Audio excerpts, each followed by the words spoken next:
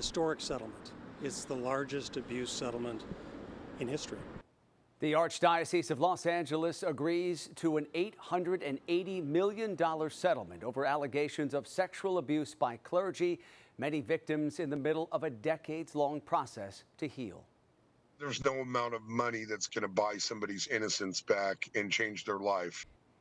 And good evening, everyone. Welcome to West Coast Wrap. I'm Alex Savage. More than 1,300 people will be compensated under this landmark agreement. As Fox 11's Christina Gonzalez reports tonight, the deal comes after a year-long mediation process over allegations against clergy members and others working in the LA Archdiocese. It is an historic settlement. It's the largest abuse settlement in history.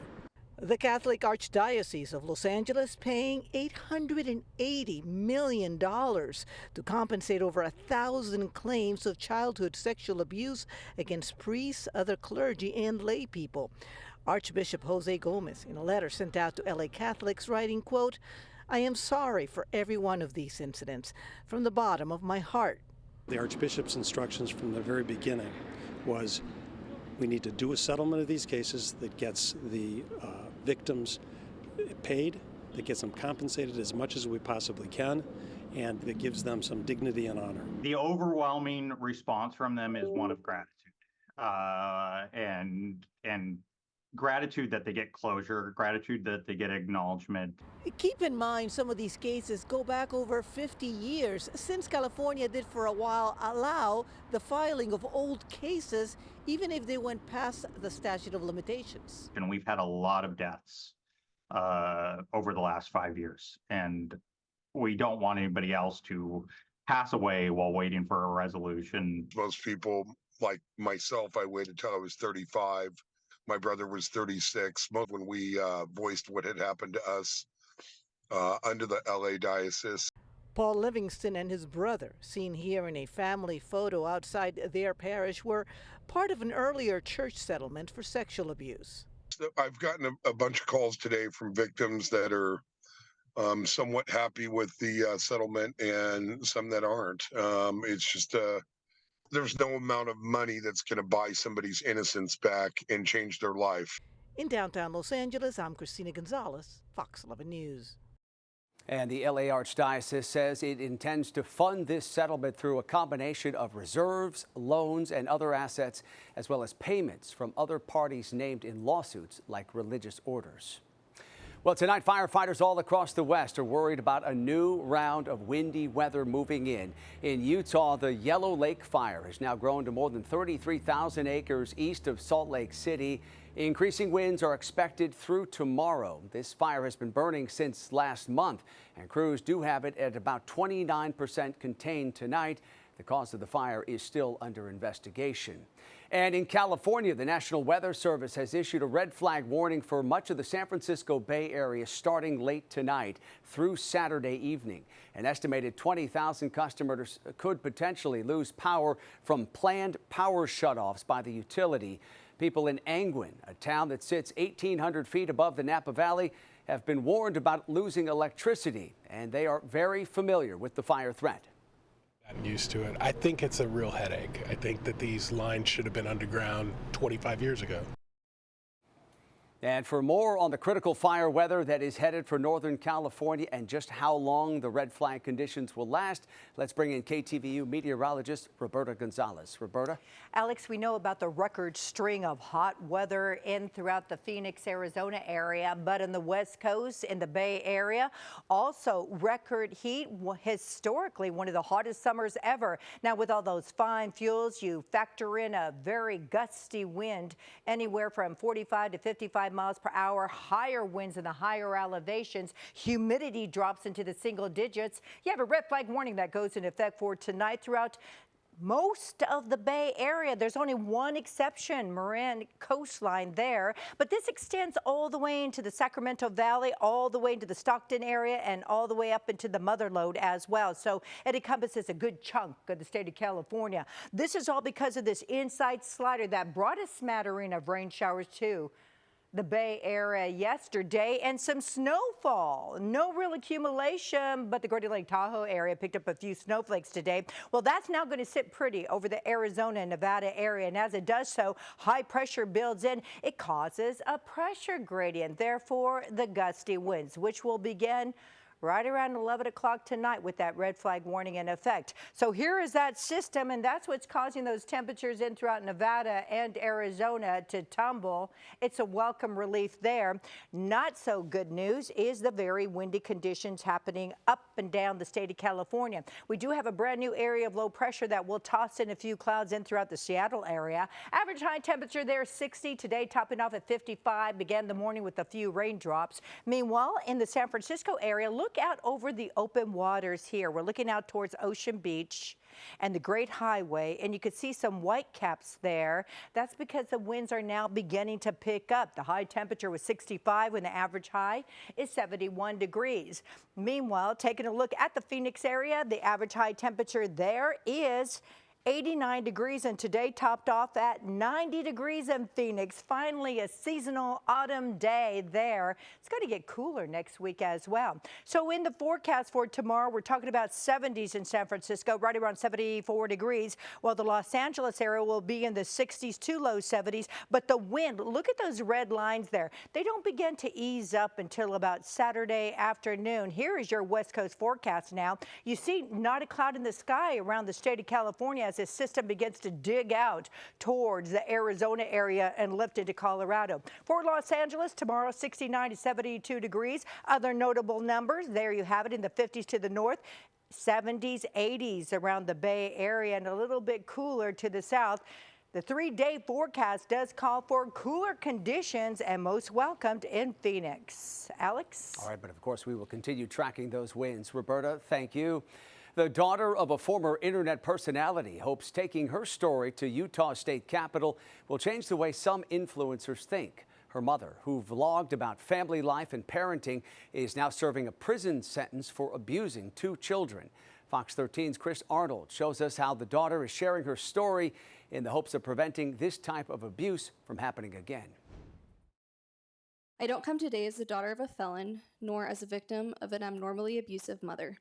I come today as a victim of family vlogging. The daughter of mommy vlogger Ruby Frankie, who was sentenced to prison for child abuse charges earlier this year, speaking out on the issue of minors on social media. I'm Fox 13 News reporter Chris Arnold. Sherry Frankie says her goal in speaking on Wednesday was to not bring any idea of a solution to this problem, but rather to touch on the ethical and monetary issues that come with being a child influencer. I want to be clear that there is never, ever a good reason for posting your children online for money or fame. Sherry Frankie making a public appearance on Utah's Capitol Hill on Wednesday. I did not realize the impact that filming as a child would have on me now. She spoke before the Business and Labor Interim Committee, detailing her own experience as a child influencer. As a child, I was fully aware that I was an employee. My friends became scarce because dates were filmed and none of my friends wanted to be on camera. The camera never stops. In February, Sherry's mother Ruby and Jody Hildebrandt were each sentenced to 4 1- to 15-year terms in prison, one for each of the 4 counts of child abuse to which they pleaded guilty. On Wednesday, the Business and Labor Interim Committee discussing any recommendation for statutory change, including the creation of financial protections for minors that receive compensation in exchange for use of their likeness. There is no law in place to guarantee that child influencers get any money from their work. I think there is a role for government to protect those kids, at least beginning with financial protection. Representative Doug Owens is pushing to make sure money generated, either from a child acting job on a traditional legacy media or on social media, is protected or set aside. The child gets a fair share of that income, and it's protected for them until they become an adult. Representative Owens' bill would also touch on other issues. When a child reaches adulthood, that maybe they should have a right to have old content depicting them as a child in ways they don't want to be depicted to the world as an adult, that they ought to have the right to have that taken down. Representative Owens says the discussion on Wednesday was more about education as they get ready for the legislative session in January of next year. For Sherry, but when it comes to protecting children, it should be a bipartisan issue. The only people harmed by child influencer laws are the parents exploiting their children. She closed with saying she's proud to be one of the first child influencers in Utah to speak against this issue. Family vlogging ruined my innocence long before Ruby committed a crime. On the Hill, So let's tackle this issue before it becomes a bigger crisis than it already is. Chris Arnold, Fox 13 News, Utah. Coming up tonight here on West Coast Wrap, a car tumbles off the second story of a Hawaii parking garage. All of it captured on camera. Coming up tonight, what investigators are saying about the woman who was inside that car. Plus, online misinformation leads to the shutdown of an official election phone line in Oregon. We'll break down who officials say is to blame.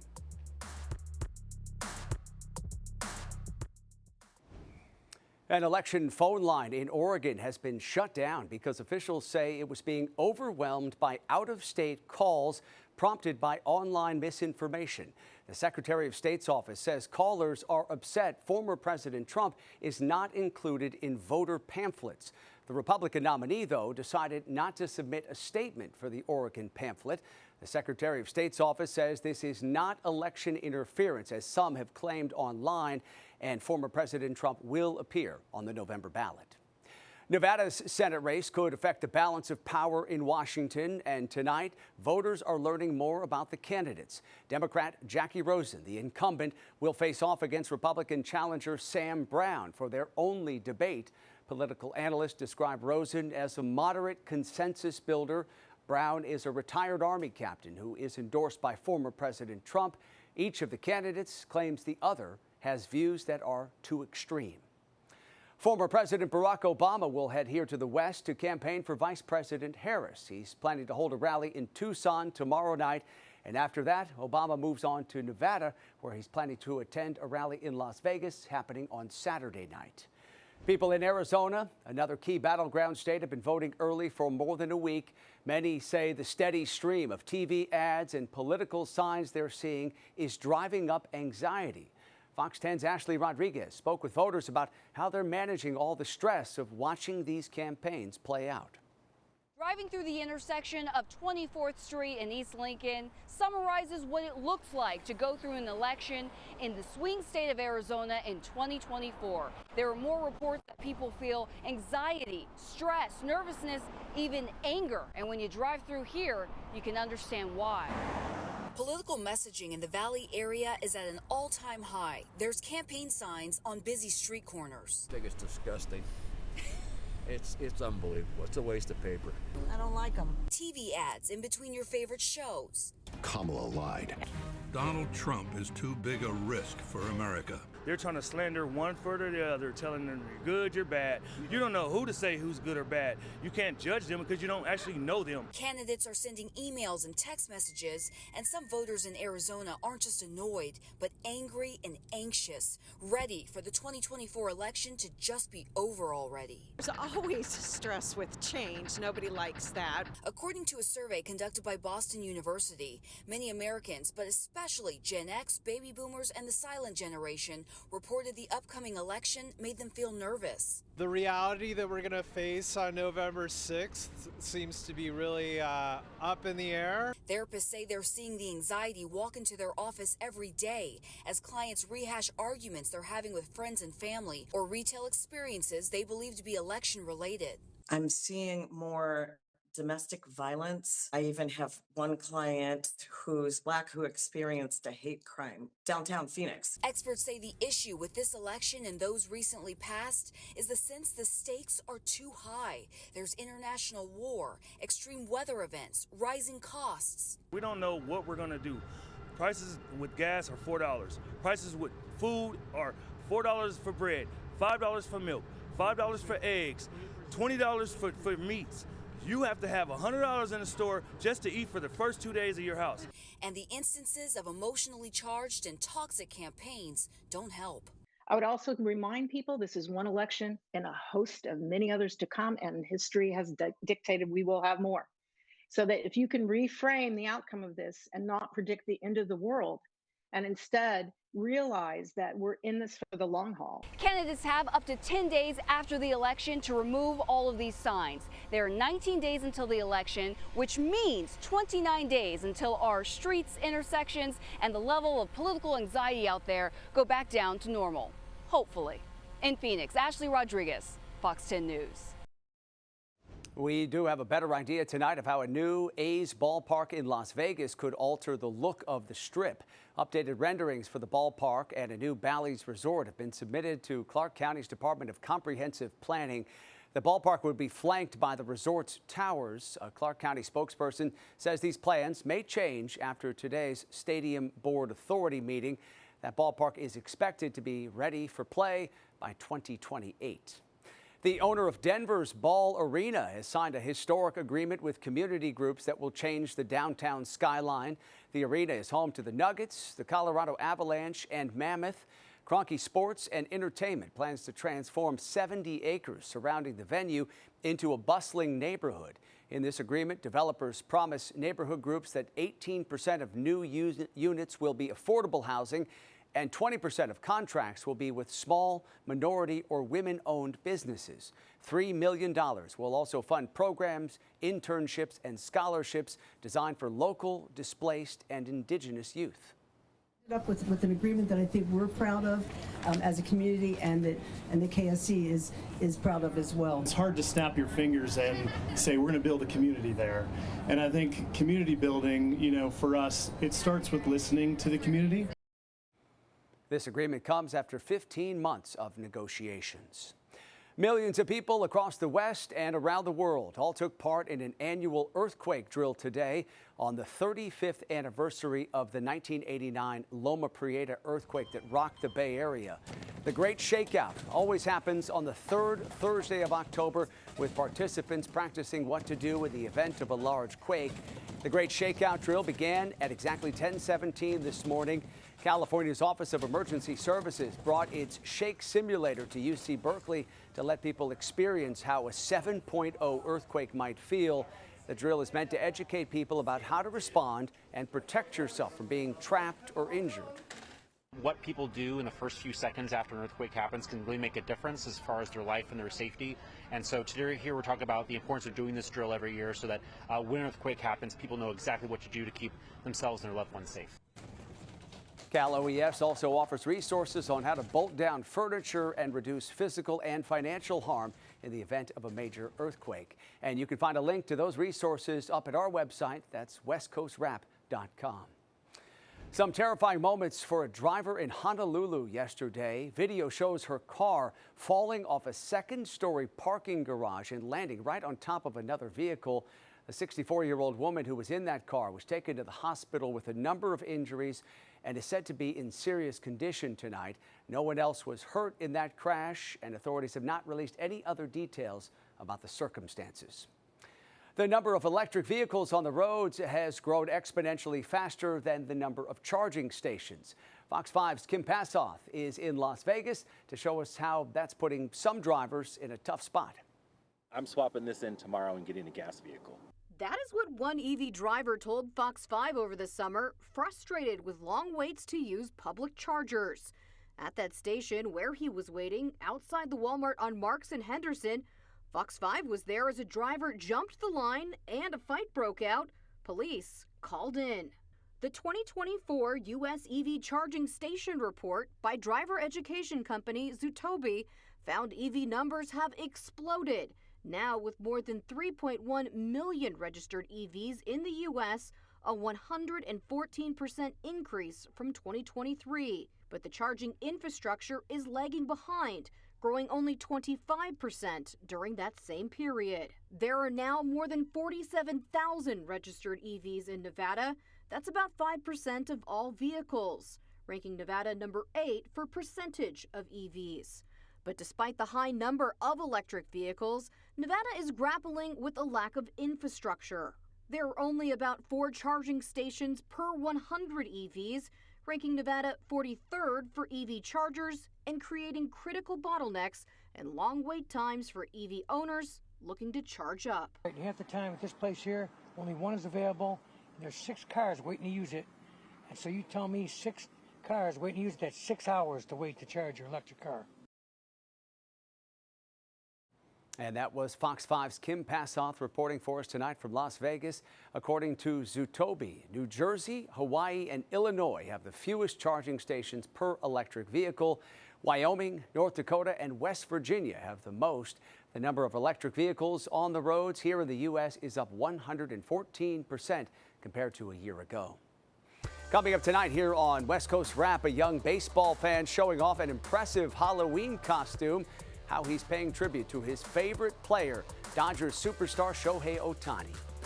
Plus, an Arizona flower shop spreading smiles with a special event, how people were able to pedal it forward. A Phoenix flower shop continued an annual tradition today with their Pedal It Forward initiative. During the event, the Arizona Flower Market gives out free flowers for both you and someone else. People can choose from an array of colorful options with the goal of making someone else's day. Basically, what you do is you come in, we give you 2 bunches of free flowers. You keep one for yourself, and then you give another one to a stranger, a loved one, anybody that you really want to cheer up their day, spread some joy and kindness today. So it's just such a beautiful initiative that we love to do here. Yeah, it really is a fantastic idea. And our friends at Fox 10 in Phoenix, they pedaled it forward today, handing out daisies from the market to people in the newsroom. And as you can see, spreading a lot of smiles and a lot of cheer. All right, finally tonight, a 9-year-old baseball fan in Southern California has an impressive Halloween costume getting a lot of attention online. Fox 11's Matthew Seedorf spoke to the boy about his tribute to Dodgers superstar Shohei Otani. I've really loved baseball since I was a little kid. Catching up with the Covina kid behind this now viral Halloween costume. I can tell you play baseball a lot. I do. 9-year-old Ryan Sanchez is a big-time ball player. Once I heard that Otani got 50-50, I got really excited for the Dodgers. But it's his Shohei Otani baseball card costume he wears Go Dodgers! that has hearts across the country turning Dodger blue. I didn't know what to be for Halloween, so I decided I wanted to be a baseball player. He collects baseball cards, and he said he wanted to be Otani for Halloween. I chose Otani. I thought maybe I could be a baseball card of him. And so I was like, oh, well, that's easy enough. We'll figure it out. And just had to be crafty to put it together. The costume inspired from his favorite baseball card. We try to do our best to get it as close to the card as possible. With actual Otani stats on the back. I'm guessing your mom helped you out a little bit? Yeah, she did everything. We had to measure it out, and then we went and got the images printed and cut it out. A video they shared to TikTok already gaining hundreds of thousands of views. I saw how many views I got, and I got so excited because I've never really went famous. Topps actually reached out to us and was really excited about his costume, wanted to send him some cards. A 9-year-old with big league dreams. I really look forward to trying to be into the MLB. Hoping just maybe his costume can bring the Dodgers some good luck this postseason. Would you like to see him play in person for a playoff game? Yeah. What would that be like? The happiest thing that has ever happened to me. Reporting in Covina, Matthew Seedorf, Fox 11 News. Yeah, that is an absolutely epic costume, and kudos to Mom for putting it all together. All right, that does it for West Coast Wrap tonight. We appreciate you watching as always. Another reminder before we head out here, you can find all the big stories we're covering at westcoastwrap.com. We leave you with a beautiful view of downtown San Francisco. Have a good night.